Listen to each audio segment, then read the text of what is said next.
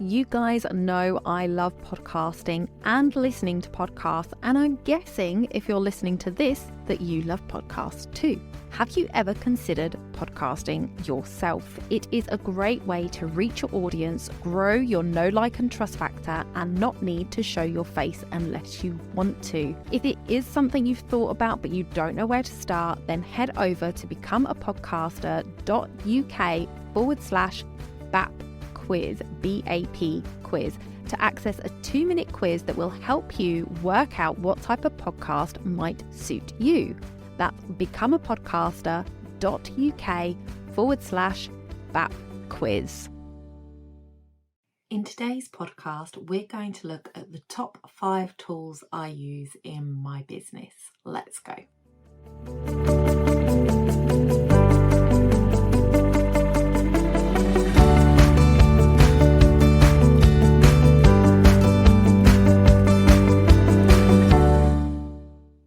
Welcome back to the Wedding Procast UK. My name is Donna and I am your host. Today we are going to look at 5 of the tools that I use in my business to help things run a little smoother and save me time and to get the job done. So number 1 on my list, and probably the tool that I use the most, is Canva. And I use Canva Pro. There is good reason why I decided to buy Canva. I use it every single day. I don't think there is a day. I wish they had a log of when you logged in to your Canva account, because I log in every single day. I'm pretty sure multiple times a day. So I use Canva to do all of my scheduling. I used to use Later, but they then made that a paid program. You only get sort of 10 now. You used to get a post every day with Later as a free account. And now they've made it so that you only get 10 posts a month for a free account, which doesn't help most people who want to post at least once a day. So I already had Canva Pro at that point, and Canva Pro have now brought in a scheduling element. So I can now schedule directly from Canva to my social medias, which is much easier. I can do all of the different platforms that I want to do, and it just makes it a lot easier that I don't have to then download them to my computer to upload them to Later. So that has saved me a lot of time. So that is a plus point of Canva Pro. I've had Canva Pro for a very long time, so I'm not sure what the differences are now, bar the original differences. So obviously you have more access to using different elements, photos, graphics, etc. when you have the Pro account. So you have that ability when you've paid for Canva, whereas before you pay for it, you're very limited on the graphics and photos that you can use without the watermark appearing. So that is initially why I purchased Canva Pro. Now Canva Pro has grown a lot since I started using Canva Pro, which means that a lot of new things have come in, and I don't know the difference between the free version and the pro version when it comes to that. So I don't know that you can schedule on the free version, but please feel free to correct me on that, because I'm really not sure. I absolutely love Canva for its simplicity, its ease of use, and the variety. You can now add music to your posts, you can add video clips in, you can do lots of different things with Canva. So it's a really, really great graphical visual tool to use. And I think in our industry, it is a really, really great tool to have. So I also use it for creating documents, invoices. I use it to create my free downloads. I use it to create booklets. It is very versatile. You can design your flyers in there, your business cards. I designed my business cards in there and had them printed. So there are lots of different uses for Canva, which make it an absolutely perfect all-in-one kind of scenario for your graphics. at a very reasonable price. So I will leave a link to Canva in my show notes for you. It is an affiliate link because I believe in the product and the software that much. So if you are interested, you can go and click that link down below. Now, the second item that tool that I use, is Calendly. There are lots of variations of Calendly out there. Calendly is the one that I started with and liked and stuck with, but there is also Acuity, and there are many other different ones that I don't know anything about because I've never looked into them, because I found Calendly and I really liked it. But I've heard some of my friends use Acuity as well.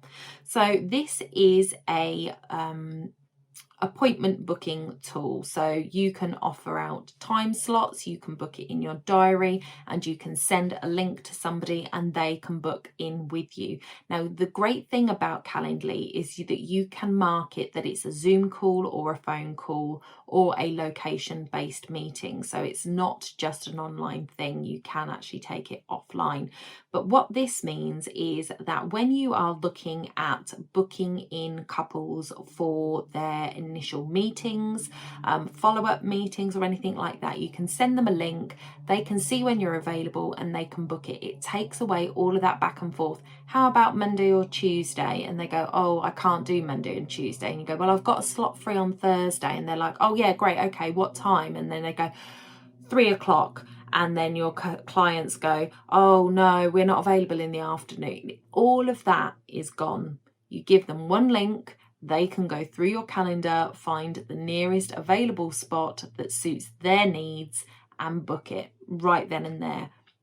Saves so much of the back and forth, and it's a very professional element to have in your business.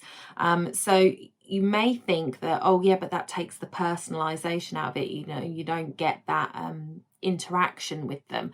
Well, a lot of interaction that's wasting your time is no good for anybody. You can always send them an email or a text, or give them a quick call and say, thanks, seen that you've booked it, can't wait to see you. You can still add those personal elements in, even if you are using a professional tool. So you can also have Calendly embedded on your website. So you can have you can embed a link on your website for an initial consultation. So if you turn around and say, give out 30-minute free consultations to people, you can have that link embedded on your website so people can book it straight from your website without having to email you or contact you. The third one that I use is Zoom. And Zoom has been something that I think a lot of people never touched until we hit 2020. And then it became almost everybody's mode of communicating with people. And Zoom were very generous in allowing you to have a free account that gave you time. And I think that there was a period during it where they didn't have any limits on anything.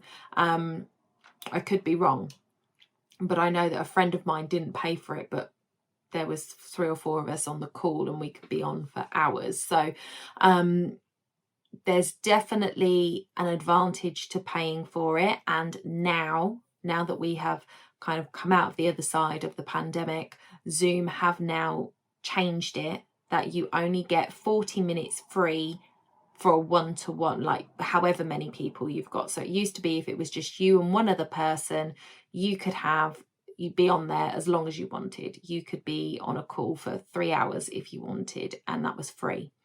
Now they've changed it. So they used to have it that if you had 3 people on, you only got 40 minutes. And that is now the blanket. You get 40 minutes free. If you want to spend more time with somebody, you have to pay. So they did have an offer that I think has ended now, where you could get 50% off for 6 months of their initial plan. I signed up with that because obviously I do my podcasts with guests, and those podcasts are done through Zoom, and that means that I need it to be at least an hour that I'm getting with them. So on the old system, it used to work for me, I didn't have to pay for it, but now I pay for Zoom. But that actually gives me an advantage advantage of when I'm doing my workshops. So I've got my Start Your Podcast from Scratch workshop coming up at the end of June. That will be linked in the show notes as well. You can now come onto Zoom with me and do that rather than sitting in a live stream or something like that in a private group. So it just helps with those things. So I pay for Zoom. I've got it for the 6 months. I'll see how it goes. There may be the option for me to look at alternatives that might work better for the podcasting element. But I've got a few months to research that. So Zoom is something that I've always used. I use it for my one-to-one networking. I network with a lot of people that don't live in the same town as me. So I use it for that. I use it for my podcasts, and I use it to host a monthly networking meeting as well. So it's really useful. The fourth one that I use, I did get that right. I was like, oh no, that wasn't four. The fourth one that I use is MailChimp. Now, I have been a MailChimp user for, I want to say probably 10 years now. Definitely got to be coming up to about 10 years. I have been a MailChimp user, and I loved MailChimp when it first came out. I loved the graphics. I loved the vibe.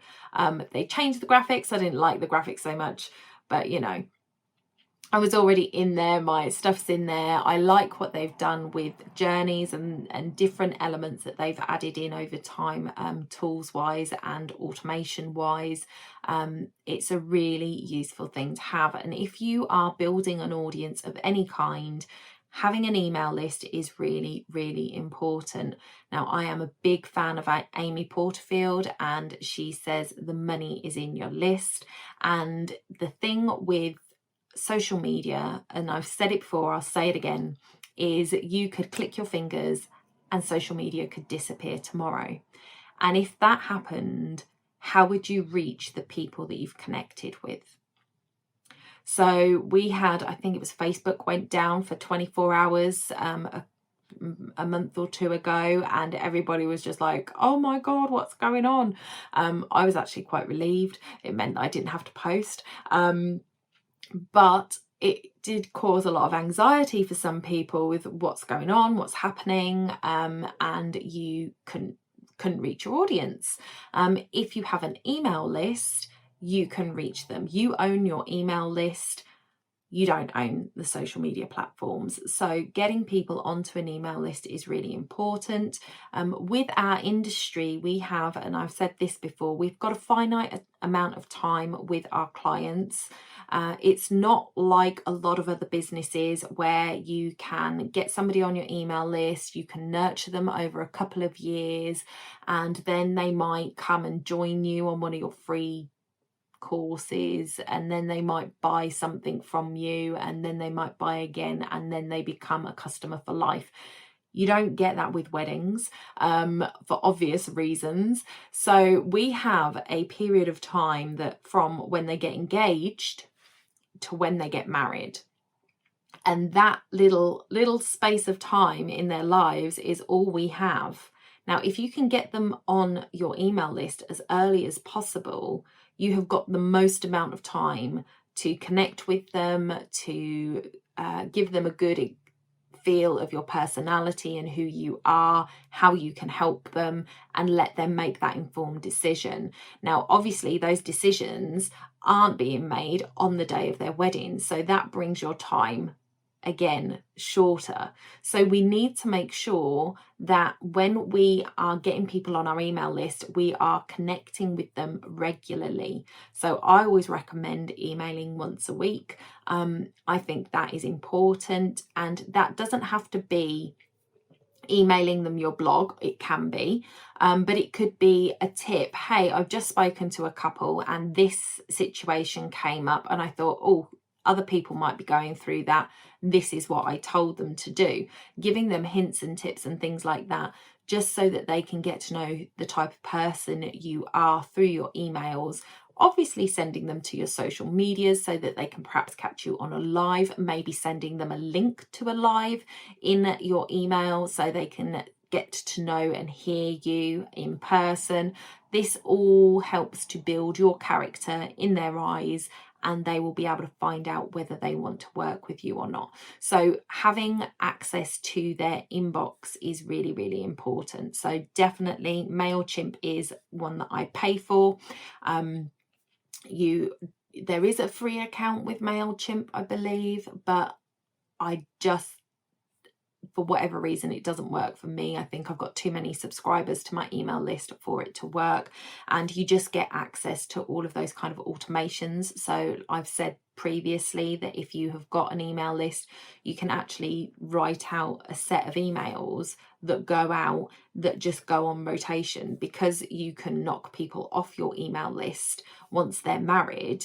You can send the same emails out all the time.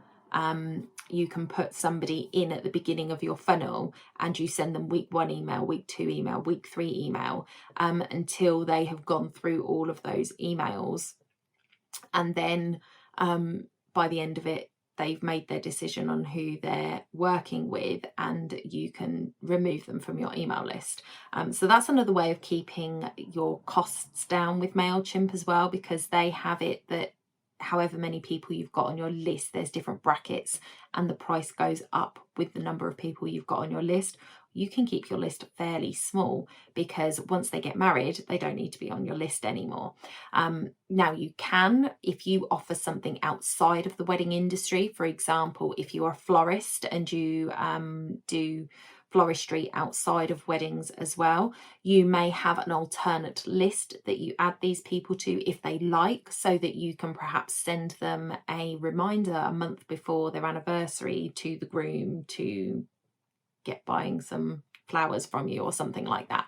So there are some people that will want to stay connected with those people to make those kind of offers, florist, photographer, cake maker, things like that. But a wedding dress supplier probably doesn't need a bride on their email list once they're married. Same with attire, groom's attire, wedding transport. These are things that you're not likely to get repeat business from your couple for those particular services. So you don't need them on your email list. You can keep it smaller, which means that you can keep it cheaper. So number 5 is my one free tool that I use, and I use it every single day, and that is my Google Suite. So I use Google for my emails. So I've got a Gmail account. All of my business emails come into that Gmail account. I use Google Docs. I use Google Sheets. I use Google Forms. So I use a lot of the Google software rather than Microsoft, because I don't have Microsoft on my laptop. And what I like about Google is that it's on my phone, it's on my iPad, it's on my laptop, it's on my PC. I can access it from wherever I am, and it is just all there folded away in its system. So I don't have to worry about doing something in one place and then having to download it or email it to myself so that I can put it into the folders that it needs to be in. So I just love how Google works across all of my platforms. I like how Google Forms can be embedded in different places and I can get responses from people on those. I enjoy numbers, and I do my accounting, my expenses and things like that in Google Sheets, which works just like Excel. And Google Docs is where I write my outlines for my podcasts and my questions for my guests and things like that. So I really find Google is really useful. The other thing that I use, and I use it every single day, is my Google Calendar. So my Google Calendar is linked to my Calendly. So if I have put in Calendly that I'm available on Fridays for one-to-ones and I send that out, if there is something that comes up on a Friday that I want to do, I put it in my calendar, I mark that I'm busy, and then Calendly knows not to book any one-to-ones in there, even though I've said Fridays I'm free. So I love the way they work together. It really helps. I also use Google Meets with my accountability buddy. We meet on Google Meets for those conversations, and they go straight into my Google Calendar as well. I really just love the whole of Google suite there, using all of those different software programs they have within it. So those are my top 5 tools that I use in my business. So we have Canva Pro, Calendly, Zoom, MailChimp, and Google Suite. All of those will be linked down below for you if you have not used them, if you want to go and check them out. Let me know, are there any tools in there that you use, or are there tools that you use that I don't use that you think I should check out? I would love to know. I am always up for improving my systems, improving my processes to streamline my business. So I hope some of these will help you streamline yours. Until next week, bye for now.